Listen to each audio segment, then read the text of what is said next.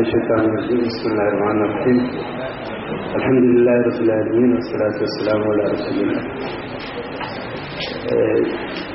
Après la parole de tel nombre d'autorités, le recteur, l'imam, le ministre, le chef m'a demandé de dire un mot. Le mot que je vais dire, c'est à propos des différentes expériences que nous avons vécues dans les formations. Ça a été dit, mais ce n'est pas le trop de rappeler. L'islam, c'est le rappel. C'est que souvent, nous venons le premier jour en grande masse, ce n'est même pas le cas aujourd'hui, et le deuxième jour de la formation déjà, les rangs commencent à s'éclaircir. Je vous invite à faire face à cette épreuve, parce que c'est une épreuve comme toute la vie. C'est une épreuve. Mettez-vous dans la position de force pour aller au bout de cette épreuve et pour justement avoir cette force, il faudrait se référer à une chose. Le conseil nous vient de l'imam Ghazali. Il dit que le musulman doit d'abord se poser un certain nombre de questions. Et les questions, il les a répertoriées en trois. D'abord, se dire que la vie future est éternelle. Et se poser des questions sur cette éternité. Deuxièmement, se dire que ce qui est éternel est préférable. Et savoir analyser ses préférences donc. Et troisièmement, conclure que la vie future est préférable. La vie future est préférable. Et je crois que c'est sur le chemin de cette vie future qu'on est. Eh bien, c'est une grosse épreuve, il faut tenir. Et surtout, après tout ce qui a été dit sur cette formation à l'université, je voudrais dire deux petites anecdotes que j'ai personnellement vécues.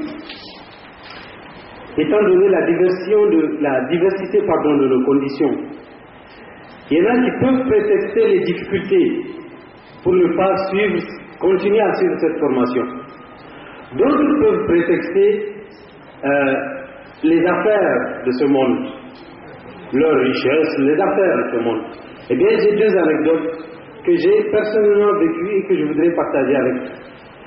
La première, c'est justement les conditions de difficulté. J'ai rencontré un illustre monsieur, un musulman de mon avis très sincère et qui est en prison depuis plus de 10 ans. C'est un avocat de formation. Certains savent de qui je parle. Eh bien, chaque fois que je vais lui rendre visite, il me fait pleurer parce que je le trouve toujours en train de travailler et il m'a toujours dit que sa prison est une miséricorde pour lui. Sa prison est une miséricorde pour lui. Dans cette prison, il a écrit plus de 10 livres pour l'islam et pour les musulmans évidemment. Donc, est-ce qu'on peut avoir une condition plus difficile que de perdre la liberté même? C'est dans cette condition qu'il écrit. C'est dans cette condition qu'il a réuni un certain nombre de matériel et il donne des conférences dans sa prison à des musulmans qui sont dans des universités, notamment des universités de France. Le deuxième cas, la deuxième anecdote que je voudrais partager avec vous, je l'ai vécu aux États-Unis, à Boston, dans la ville de Boston. Après avoir visité l'université, la célèbre université de Harvard, eh bien de là, nous sommes allés prier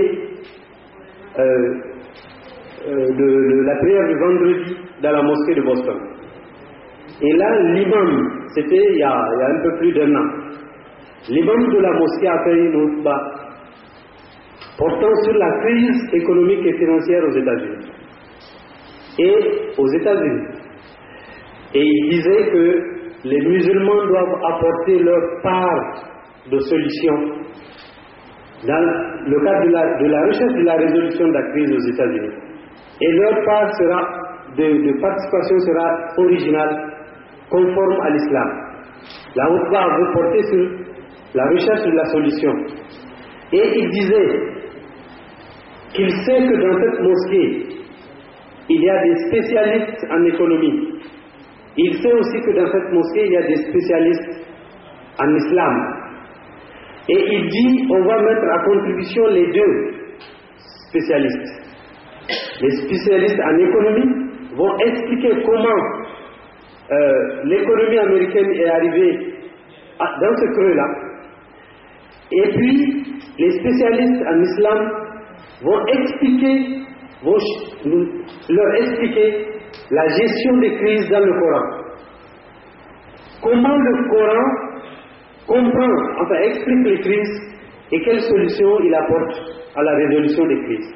Et il dit, nous allons, à la fin, il a donné un délai, synthétiser les deux démarches et nous allons proposer à la Maison Blanche la solution que les musulmans de Boston proposent pour sortir de la crise économique et financière des États-Unis.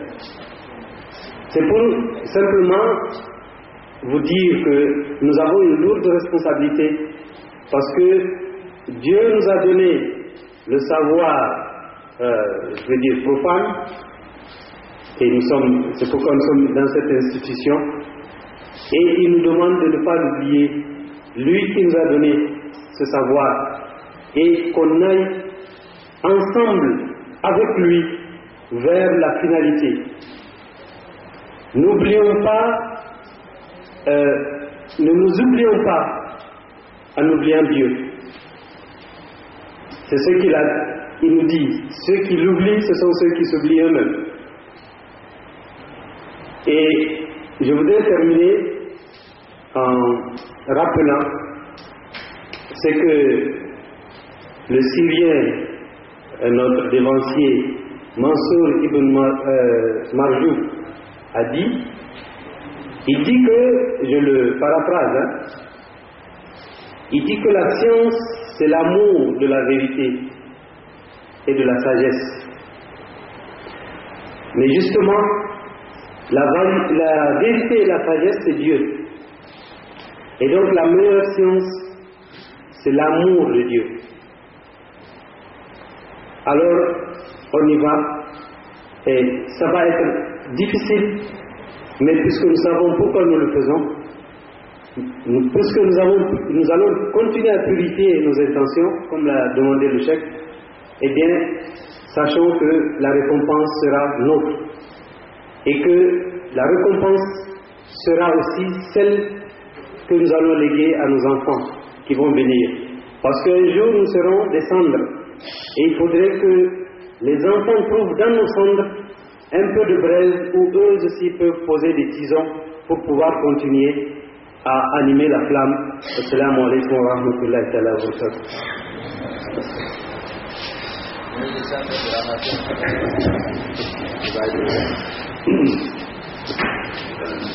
Nous allons donc faire l'invocation de clôture pour libérer les gens, qui va être l'heure de la prière très bientôt. Nous allons, Inch'Allah, afficher la répartition des bénéficiaires dans les différentes facultés. Et apparemment, le cours ne peut pas commencer dès ce lundi, mais peut-être au cours de la semaine, sinon le lundi 11 janvier. Compte tenu vraiment des absences, qu'on ne peut pas savoir, compte tenu justement des problèmes de la répartition,